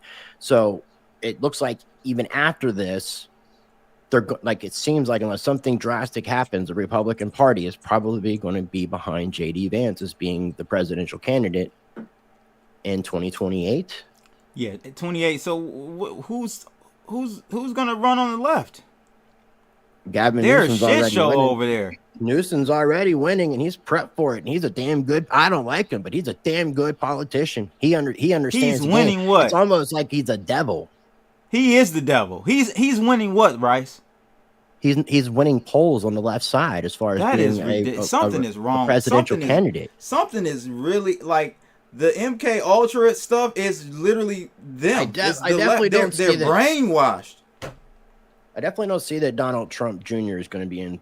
Except how could you be winning and running and at the head of a poll when your state is in the state, no pun intended, that it's in? California is. I don't but a lot of Californians still like Gavin Newsom. I mean, even man. someone like this Bill is why it's Maher, over, right? Bill Maher, This who's is had why a it's lot of over. problem with regulation, because he complains about trying to get solar power and how it took so long. Right, I for him to get solar power. remember hearing about that. Yeah, But he's always said, he suggested that Gavin Newsom, he actually said Newsom and Fetterman. oh my god, That was Fetterman his suggestion. And then Fetterman- now that he's polling high, Bill Maher has come out and said, see, I was right. Because that's really all, like right now, that's all the Democratic Party has is Gavin Newsom. I don't know enough about these other politicians. Yeah, the New York City, is it the mayor race? It's not governor of New York. I think it's a mayor of New York City. What is that? Zohar? It's Zohar? yeah, mayor. Zohar. Yeah, mayoral race. That's an interesting one.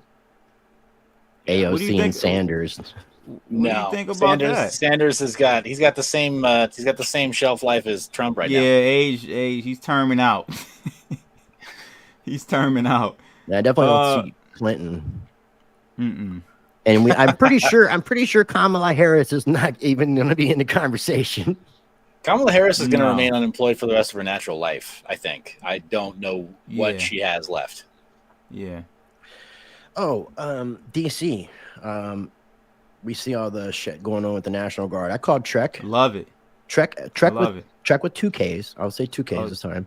Okay. He actually retweeted my tweet about us streaming today. I talked to him about a week and a half ago, and he's been kind of promoted in the National Guard, so he's no longer dealing with that type of a situation, so he doesn't know. Oh, okay. He doesn't know anything. And I asked him if there's something going on, because I think legally it can only be done for 30 days. There may have to be legislation done beyond the 30 days. And I'm like, if there is a crime problem in not the most crime-ridden city, do they think they're going to still be able to solve a problem in less than 30 days? So what the hell is actually going on? I thought something else might actually be happening. Like maybe people were going to be arrested. I didn't know. No, I don't know. No, again, I have to commend Trump for another good move. You know, people are sick and tired of this stuff, man. I'm sick and tired of it. Like, these cities are... That makes me happy, Donald Muhammad. It makes me more than happy to know Gotta that go you play- can't believe. Got to go to volleyball game, but I'll check out. Okay, yeah, all right. This is another death dupe move. I despise Donald at this point. That individual is sicking me too, like just to the point that I just want nothing to do with him. I've blocked him on social media. I think you know. I think you have to know. No, I mean, I know he's very controversial and is always going at both of us. And I've tried. But I've tried, and then he just keeps fucking pissing me off. So I cut out the bullshit now. I trim Is his this person fat. human? Yeah, Yeah, but I would say I don't know so. what kind of human. I would say so. I don't think he's a bot at all. It's definitely not a bot. It's not a bot, but it's not somebody that I want to conversate with. He can watch your show on Blood all he wants. Okay. Because he can't comment on any of my shit, and I blocked him. I just want nothing to do with his idiocracy. I have no tolerance anymore for. Okay, stupid and so what violent I was people. saying was, Rice, I'm loving what Trump is doing in DC. I'm loving that he's going to Memphis. Again, this is why I think the shit is over, bro. My people are mad for help, for getting help. They don't want help. They want the shit to stay the way it is. They want the killings, black on black violence to continue to happen. This is what they want. This is why it's over. There is no hope. Is this Detroit? What do you mean? Is this like? Detroit? Is Detroit like this? Is Detroit like want the violence to continue? The hoods of Detroit. I can't say that about Detroit, no. Because that's like the closest big city to you. So I mean, yeah, and what I'm you're not. saying, I don't have with what my. you're saying, I don't have do my you feel pulse that on there? the inner city like that anymore. But I just don't get it, man. I don't see how you could fight. How the people in Chicago could fight having help reduce crime. I just don't. It makes no sense. The Treasury's not fenced up by Trump. The Treasury is fenced up because there's supposedly spending like something like $3 billion on remodeling an old building. And nationalizing the Fed isn't a good thing either, because if you guys want to really talk about fascism, I agree.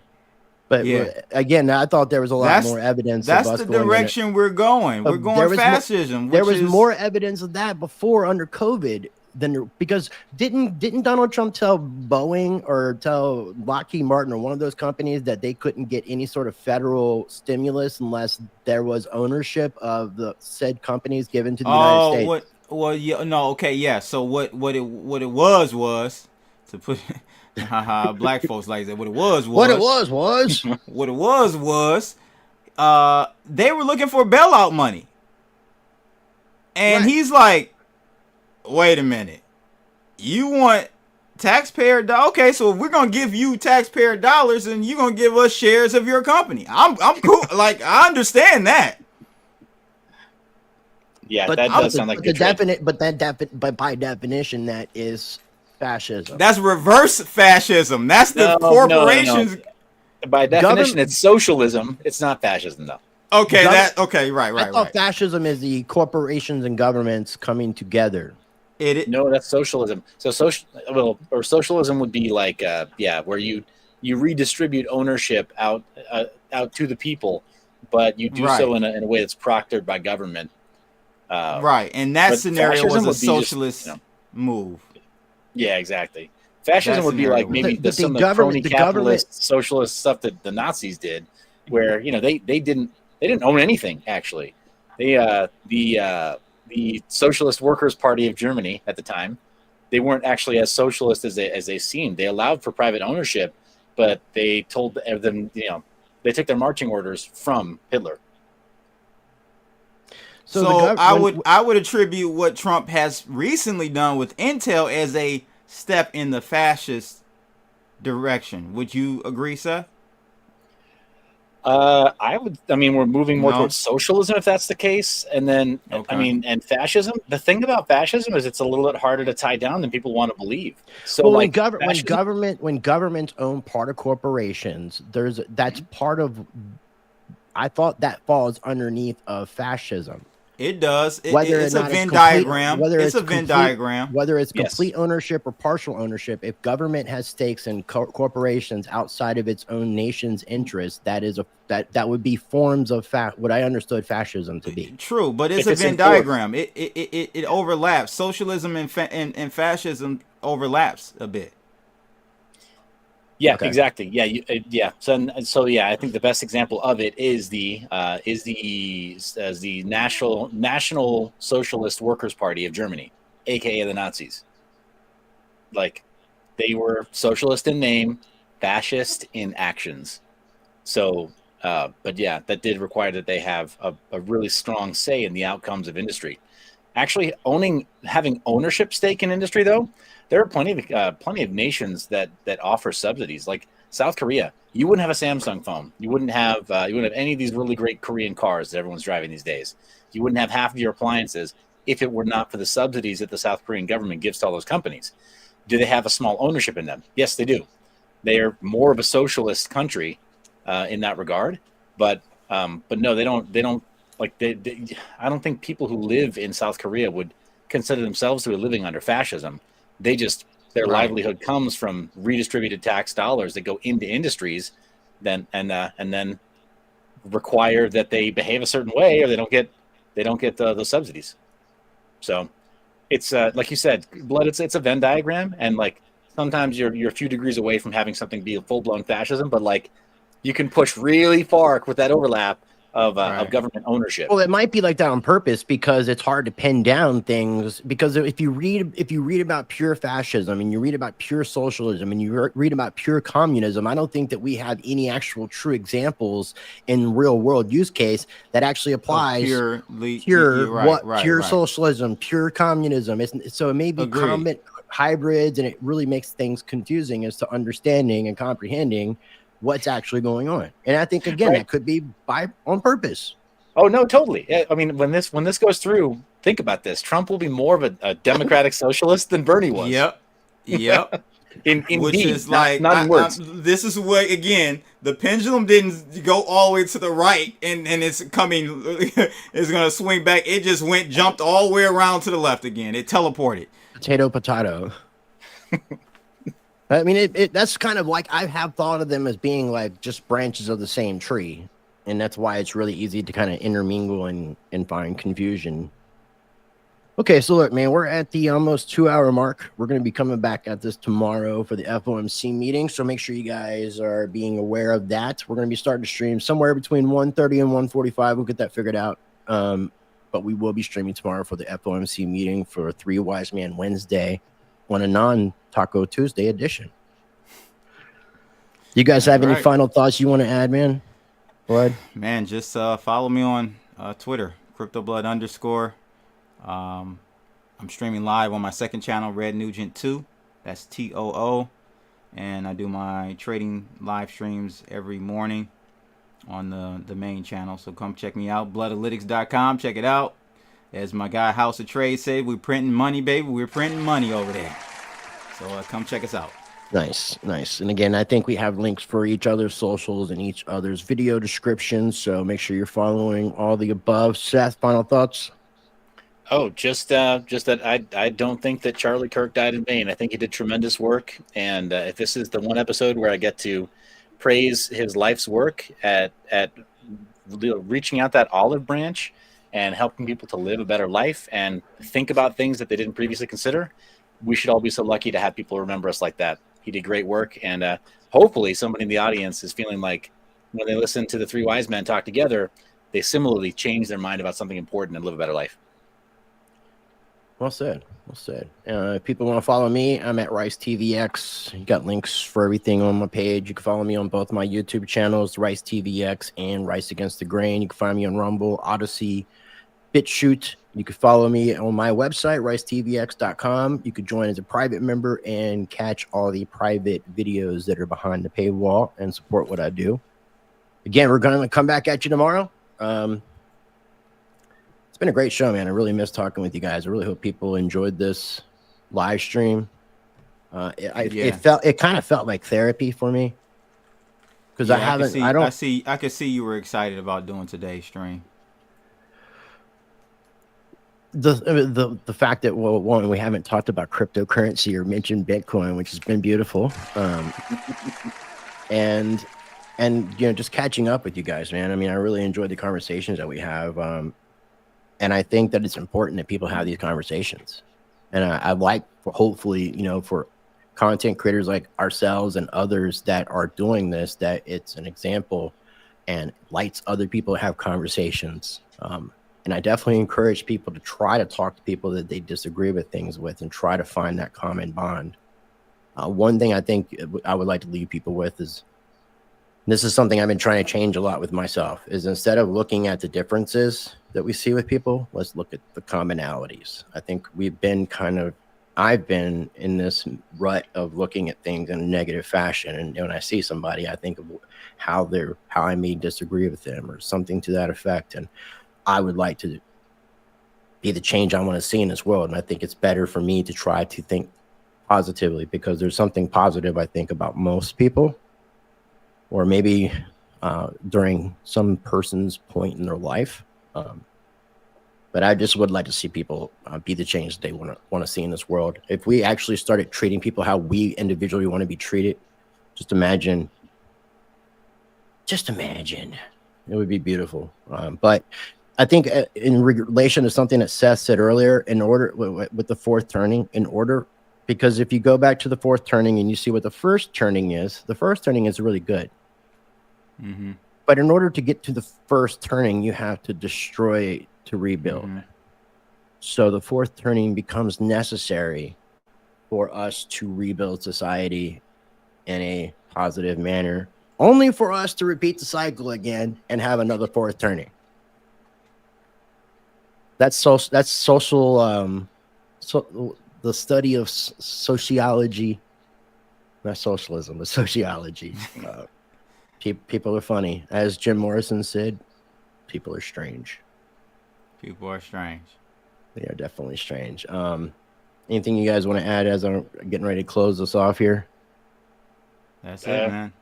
Yeah, no, folks, just tune back in. We're not done yet. Let's decide. Are we doing 1:30 or 1:45 tomorrow? 1:45. Okay, Yes. 1:45 p.m. Eastern time tomorrow. That's about 45 minutes before Chirp House speaks. We'll talk a little bit about crypto, I guess. Yeah, I do have some things to say. Yeah, that's good. Appreciate you guys. Again, links are down below for all of our socials in our video descriptions. If you haven't smashed that like button, be sure to take an opportunity to smash that like button. If you're watching on X, please repost this. More eyes on the prize would be greatly appreciated. With that being said, we're out. Out.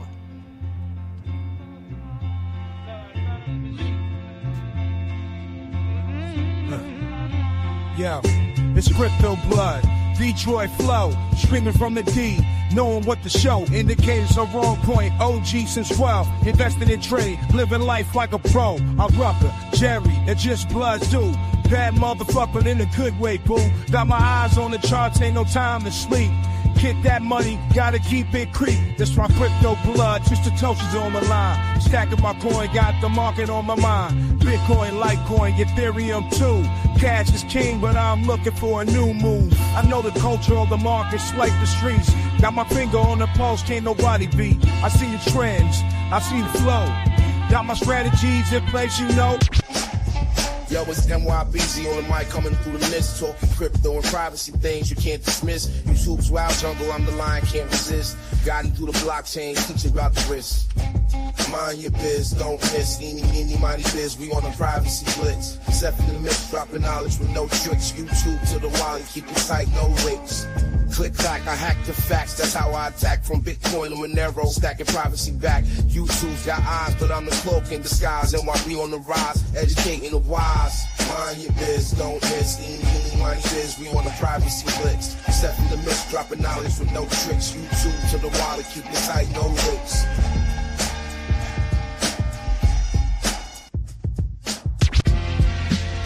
Rice TVX, the Mike's live wire. American Pitbull, real gold buyer. Sound money advocate, rights defender. In the crypto arena, he's the top contender. From the gritty streets of the digital age, Rice lays wisdom, chapter and page. Silver, gold, he scores only the bold. Land, life, and liberty, these values hold.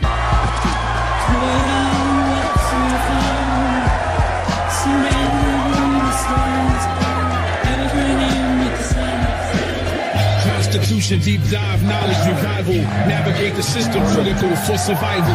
Rice engraved like inscriptions on metal. Pitbull in the game, lead foot on the pedal.